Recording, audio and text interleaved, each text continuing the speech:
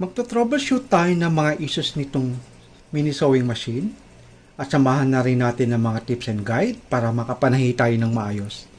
Pero bago ang lahat, huwag kalimutang mag-subscribe at i-click ang notification bell. Salamat!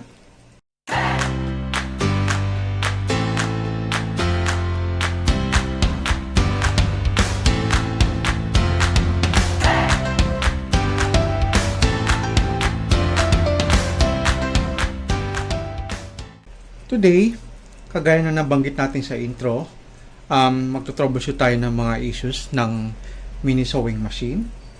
Meron na akong nalistang 6. Pagkatapos, dagdagan natin ng mga tips and tricks para makapanahi tayo ng maayos. Bago natin simulan ang troubleshooting nitong mini sewing machine, maganda na malaman natin yung limitation nito. Unang-una, wala siyang reverse lever o yung pwede tayong mag-backstitch. So, iba yung magiging paraan ng pagbabackstitch natin. Ituturo natin yan later on. Pangalawa, straight stitch lang ang kaya nitong ating mini sewing machine. Wala siyang zigzag o kahit anuman. Alright, so ituturo din natin kung paano tayo magkuklose ng ating tela in such a way na hindi matatastas yung edge ng tela. Una sa listahan natin ng troubleshooting is nag-i-skip yung tahe. May naisip akong 3 major reasons kung bakit nag-i-skip yung ating tahe. Unang-una, dapat maayos or sakto yung pagkakalagay natin ng ating sinulid o yung ating threading. Okay, so sa case nito, nakaganito siya. Unfortunately, sa mini sewing, walang guide, walang number 1, 2, 3, 4. Unlike sa ibang medyo advanced na makina. So, ang pinaka-guide natin, kung nasaan yung butas, doon natin ipapasok yung sinulid. Alright? So, pisahan natin. Ito yung unang butas. Pagkatapos, idadaan natin sa tension. Dito sa pagitan ng dalawang ganito. Alright? Pagluluwagan yung tension, counterclockwise. Pagsisikipan, clockwise. So, ayan. So, paglagay natin, itry natin hatakin yung sinulid. Pag smooth yung paghatak natin ng sinulid, okay yung tension natin. Pero kailangan pa rin natin i-test later on. Okay? Kasi pag sobrang higpit, hindi natin mahahatak ang sinulid. Next, dito. And then, dun sa take-up lever.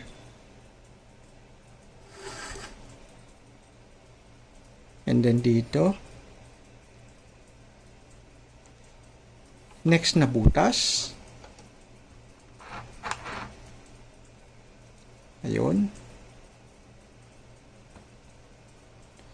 And then, sa karayom na. So, yung paglagay natin ng sinulid sa karayom is from left to right. Yung sa ibang makina kasi, from front to back. Dito hindi. Merong ganito. Kasama siya sa freebies ng sewing machine natin. So, gamitin natin ito at huwag nating walain dahil malaking tulong. So, itutusok natin ito sa butas ng karayom from right to left. Ang pagganon, saka natin itutusok yung sinulid and then hatakin lang ng pagganon. And then,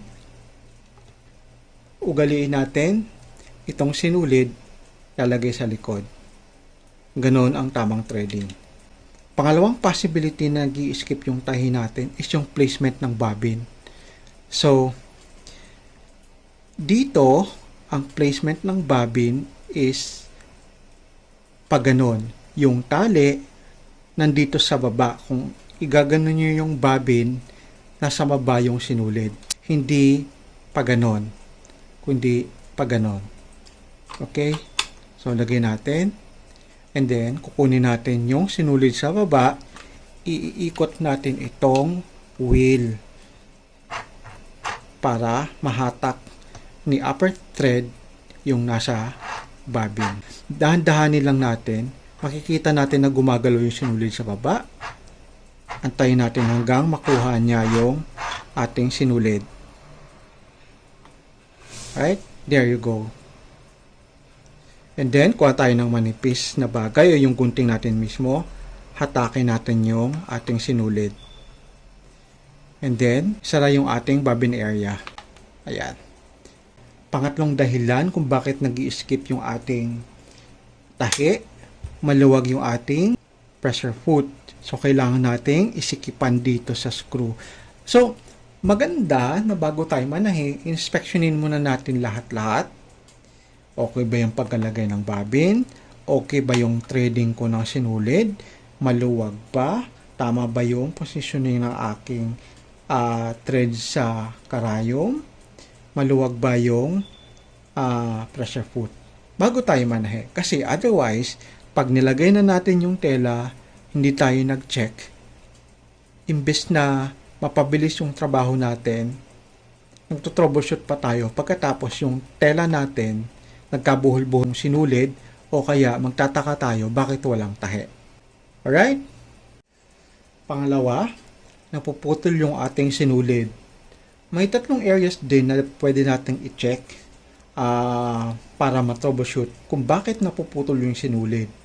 Una-una nakikita ko, sobrang sikip ng ating tension. Magandang gawin bago tayo manahi, mag-test tayo ng tension sa maliit na tela, kagaya ng tela na tatahiin natin. So, titingnan natin doon, pag naputol yung sinulid habang nagte-test tayo, isa sa mga possibility ay yung ating tension. Pangalawang dahilan, baka nagkabuhol-buhol na yung sinulid dito sa bobbin. Kasi may mga tendencies na nangyari na rin sa akin na dahil sa ipin ng bobbin, nakakain niya ng paganon yung sinulid. So, nagja-jam na yung sinulid dito sa loob at napuputol na yung ating upper thread. Isa yan sa mga dahilan kung bakit napuputol yung ating sinulid. So, kailangan tingnan-tingnan din natin yung bobbin. Unfortunately, ito hindi masyadong clear yung kanyang cover. Pero since maliit lang naman siya, madali naman siyang i-move para tingnan yung loob. O kaya buksan na lang natin kung anong nangyari sa loob.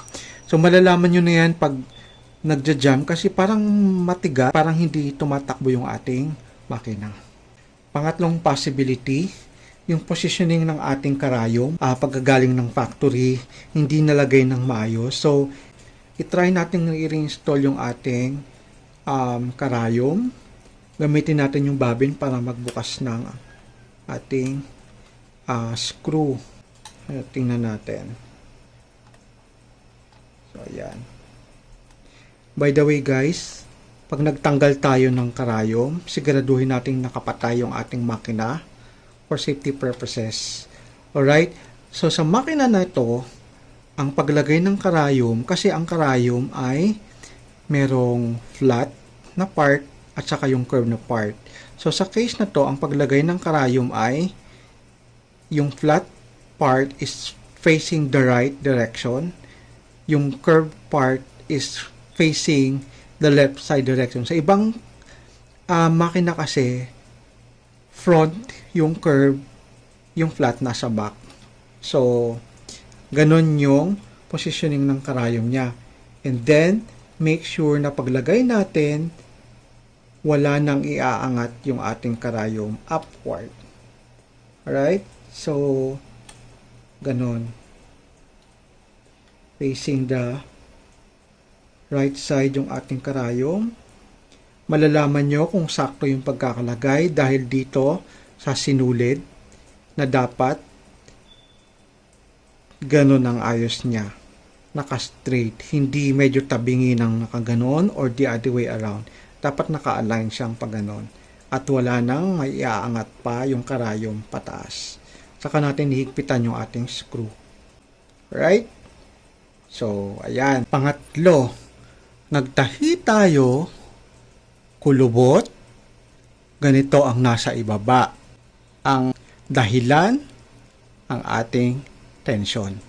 Actually, sinadya kong luwagan kanina bago ako nagtahi yung ating tension at ganito yung naging itsura niya. Kagaya ng na-mention ko earlier, maganda na mag-tension test tayo bago tayo manahi. So, kung makikita ninyo, maluwag yung ating tension. So, ngayon, sisikipan natin ng konti. So, paano mag-tension test?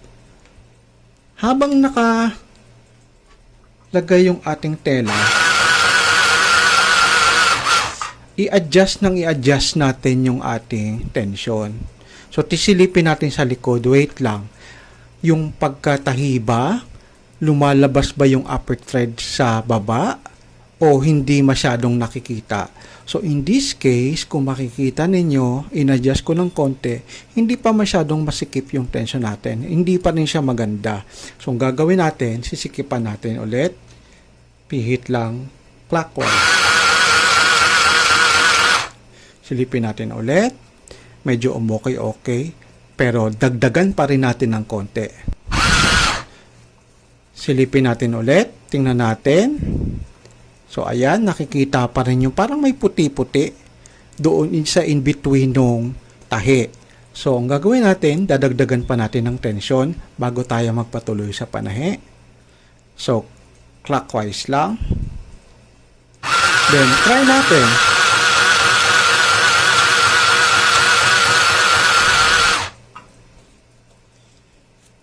So, ayan, okay na siya.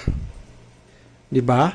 Kumpara nung kanina. So, yun yung kagandahan pag nagte-tension test tayo bago manahi.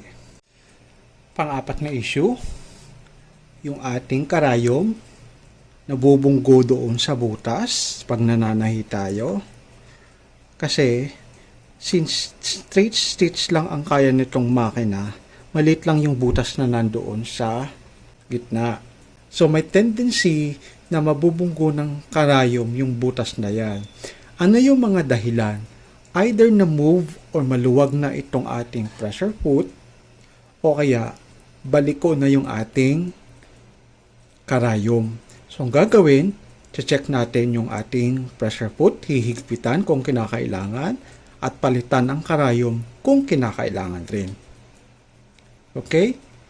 Panglimang issue,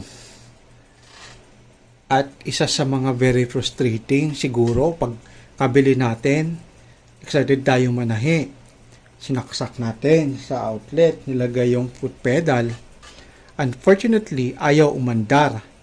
So may technical problem tayo. Kung yung una nating paggamit, gumamit tayo ng battery, dito kunwari hindi natin sinaksak, gumamit tayo ng battery, tapos hindi umandar, siyempre i-double check natin kung yung placement ng battery natin, yung pagkalagay natin, tama ba? According ba doon sa direction na nandun sa loob ng ating battery compartment? Sakto ba? Ngayon, kung sakto naman, baka naman nagkalo-halo yung battery natin, may luma, may bago. So, make sure na bago lahat ng ating battery. Saka yung mga klase ng battery, dapat iisang klase lang. Huwag natin paghalu-haluin kasi may tendency na masisira yung ating makina. Alright? So, ayan.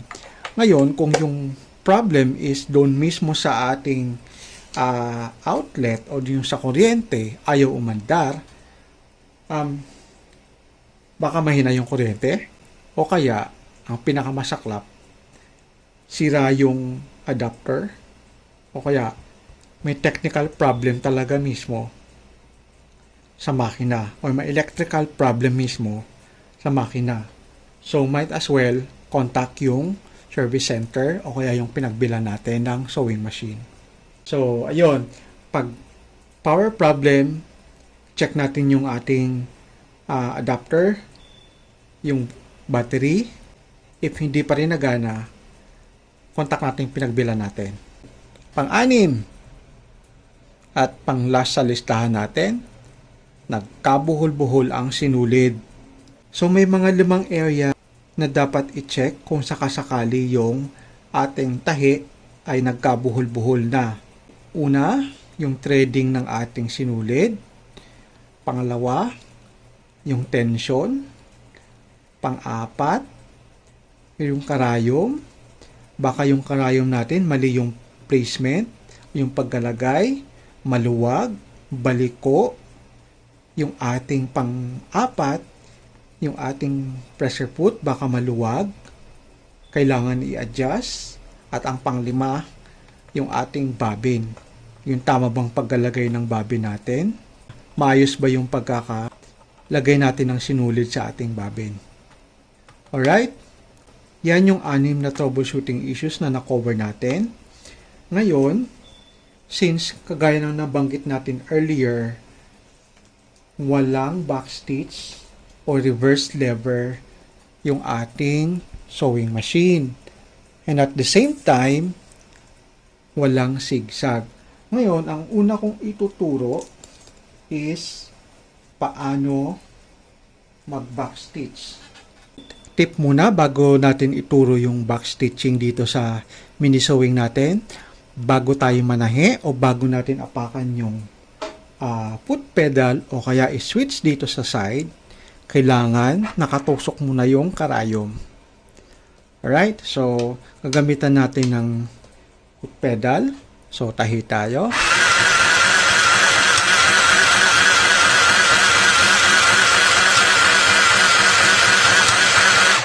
So, ayan. Magba-backstitch tayo. Ang gagawin, ililift natin itong pressure foot lever. Iikot natin yung tela paharap, pabalik. Ganon. And then, tahi tayo ng kahit mga 3 or 4 na stitch. Ayan. And then, i-lift natin ulit ito. Tsaka i-reverse ulit. So, ayan. So, ayan na yung backstitch natin. Ayan. Alright. Isa pang paraan, kung ayaw nyo mag-backstitch gamit ang makina, yung wrong part ng ating tela, hatakin natin yung sinulid nung mula sa harap dito papunta sa likod. So, kung ayaw natin mag-backstitch, make sure lang na may extra tayong sinulid para itali natin. So, ang gagawin natin, itatali lang natin ito. Right? So, yan, siguro mga 3 beses.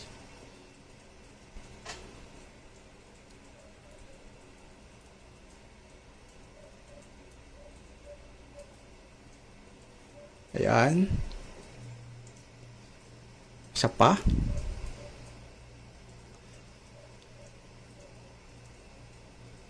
Ayan. So, yan yung magiging itsura niya. Mas malinis kumpara mo dito sa backstitch at saka yung sa tinali natin. Although, syempre, mas effort yung itatali natin compare sa mag-backstitch tayo. And then, saka natin gugupitin yung extra na sinulid. So, ayan. Yan yung comparison nilang dalawa. Alright? Okay. Next na tip. Na-mention natin kanina yung isa sa mga limitations ng ating mini sewing machine is wala siyang zigzag o kaya pang-edge na stitch. So, meron akong ditong maliit na tela, sample. So, pag manahikit tayo, gamit itong mini sewing machine na wala tayong pang zigzag, ang gagawin natin, maglalagay tayo ng allowance sa ating tatahiin.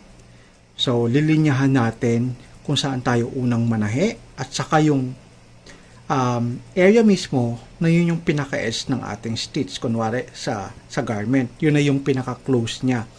So, pag nagtabas tayo, siguraduhin natin na yung inner part, both may guhit, lahat, para syempre, hindi kung saan-saan napupunta yung ating tahi. So, ayan. Ulitin ko lang. Ito yung tatahiin natin para pang doon sa pinaka-edge, para pang nag-close tayo. Ayan. Ito, nasa loob. So, tatahiin muna natin itong area na to. Pagkatapos papakita natin sa inyo kung ano yung magiging kalalabasan niya.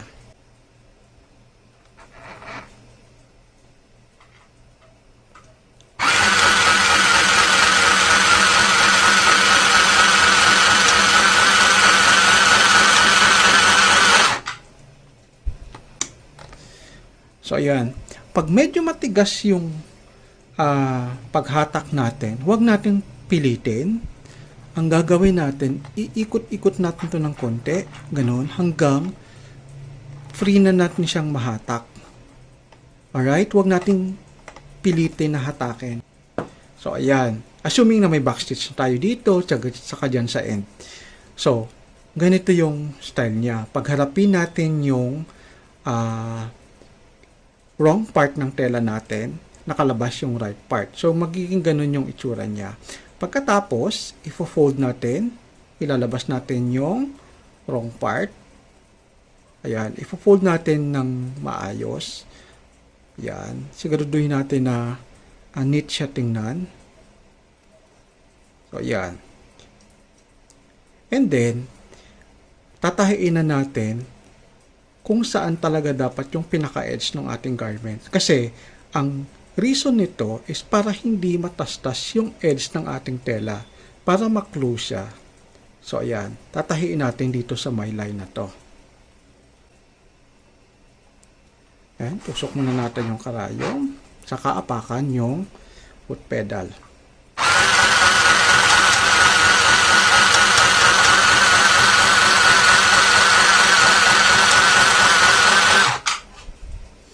Alright. So again, lumalaban. Ikot-ikot natin ito ng konti. Ayan. Okay. Ito yung magiging itsura niya. Malinis. Kahit wala tayong zigzagger. Nagawa natin i-close yung edge ng tinatahi natin. Kahit wala tayong zigzag. So ayan yung labas niya. So siguraduhin natin na yung pagtahi natin ng area na to, hindi lumalabas yung nasa loob. Kaya, yun yung reason kung bakit kailangan din may line. Alright? So, ganun ang kalalabasan niya. Isa pang tip, nakabili kayo ng ganitong sinulid. Ang tanong, ilalagay nyo pa ba sa babin? Ita-transfer nyo pa ba itong sinulid dito sa babin? Para lang makatahi kayo? Kung ako, hindi ko na siya ilalagay. Merong provision dito ng para doon sa paglagay natin ng sinulid sa babin na nandito sa gilid na isusunod natin after nito. So, merong ganito ang gagawin ko. Hindi ko na ita-transfer yung sinulid dito. Ilalagay ko siya sa likod, assuming ito yung nasa likod ng makina natin. Ilalagay ko dito tong sinulid. Ayan. Pagkatapos, ilalagay ko dito sa may spool pin. So, ayan. Pero yung sinulid nasa likod, pero ito nandito sa harap. Pagkatapos, i-direct ko na dito so on and so forth. Kasi sinubukan ko, ito, tinransfer ko dito. Pwede. Walang difference, walang issue sa stitching, etc. etc. So, in essence, pwedeng-pwede talaga siya nakalagay dito yung sinulid sa likod. And then, dito, tatama natin dito. Pasok ng pagganon. So on and so forth. Alright? So, kung may sinulid kayo na yung ganito lang kalalaki, pwede nyo rin ilagay dito. Huwag nang i-transfer dito sa babin. Kasi, effort. Tsaka kung mas marami kayong tatahiin, o hindi na kayo papalit-palit ng babin. At saka effort yung lagay ng sinulid sa babin. Alright? Isa yan sa mga tip. Next na gagawin natin is paano maglagay ng sinulid sa babin if in case naubos yung sinulid natin talaga dito sa babin or para sa lower thread na babin. Alright? Paano tayo maglalagay ng sinulid sa ating babin? Ipipress natin ito, then pihit ng konti. Ayan. Right? Katapos, kunin natin yung ganito natin. Okay.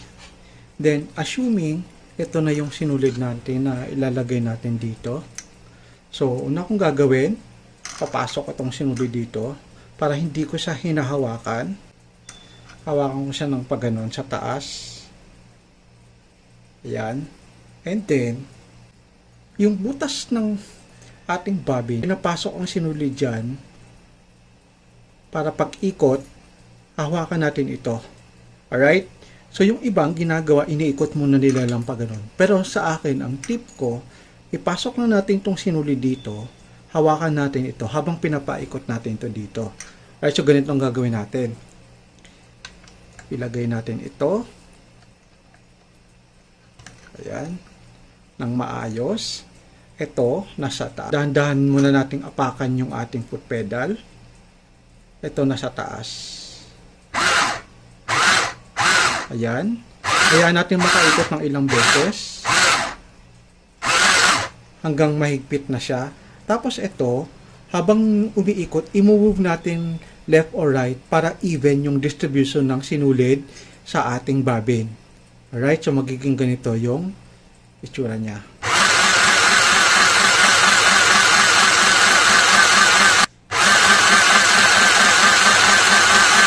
So, ayan. Kunwari, napuno na.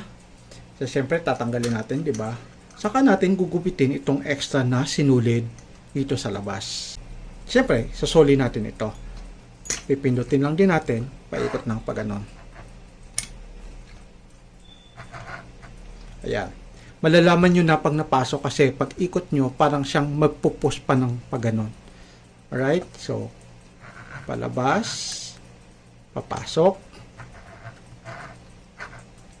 Ayan. Alright? So, yan yung troubleshooting natin.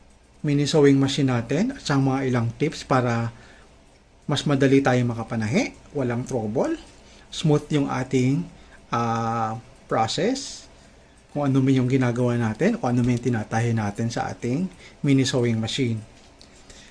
So, kung may mga questions na hindi ko pa nasasagot, i-comment nyo lang sa comment section natin. Sisikapin natin sagutin yung inyong mga katanungan. Alright, that's it muna for today. Sana may natutunan naman kayong panibagong kaalaman. Yan yung ating pinaka-goal dito sa Project Hobby TV.